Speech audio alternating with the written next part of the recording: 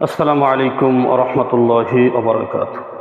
থেকে যারা ভিডিওটি দেখছেন সকলকে জানাচ্ছি ইসলামী আন্দোলন বাংলাদেশের পক্ষ থেকে শুভেচ্ছা ও মোবারকবাদ। সম্মানিত দেশবাসী ও প্রবাসীর ভাই বোনেরা, আপনারা সকলে অবগত আছেন, আসছে 12ই ফেব্রুয়ারি বাংলাদেশের জাতীয় সংসদ নির্বাচন, সাথে সাথে গণভোট। তো আজ আমি আপনাদের সম্মুখে গণভোটের পক্ষে আমার মতামত তুলে ধরছি। প্রিয় দেশবাসী ও প্রবাসের ভাই বোনেরা, দেশের চাবি আপনার আমার হাতে। আপনি কি এমন বাংলাদেশ চান যেখানে তত্ত্বাবধায়ক সরকার, নির্বাচন কমিশন ও সরকারি কর্ম কমিশন পিএসসি গঠনে সরকারি দল ও বিরোধী দল একসাথে কাজ করবে?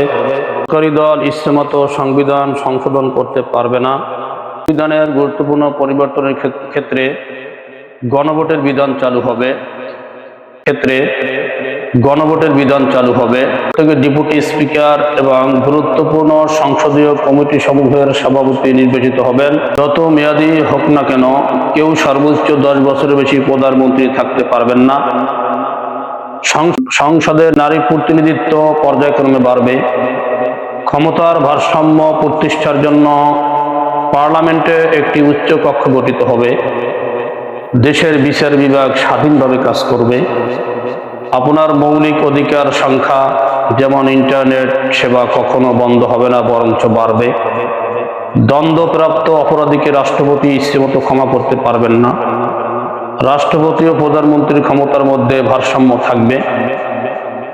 বাংলা রাষ্ট্রীয় ভাষার মর্যাদা থাকার পাশাপাশি অন্যান্য জনগোষ্ঠীর ভাষাও সংবিধানের স্বীকৃতি হবে। তো আসলে দেখুন, আজ যদি আমরা সঠিক সিদ্ধান্ত না নেই, তাহলে আমাদের ভবিষ্যৎ প্রজন্ম আমাদেরকে ক্ষমা করবে না। তাই আমাদের হায়ের পক্ষ থেকে হাকে জয়যুক্ত করা উচিত।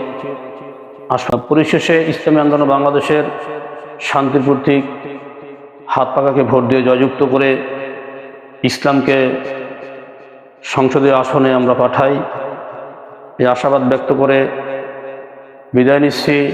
আসসালামু আলাইকুম ওয়া রাহমাতুল্লাহি ওয়া বারাকাতুহু।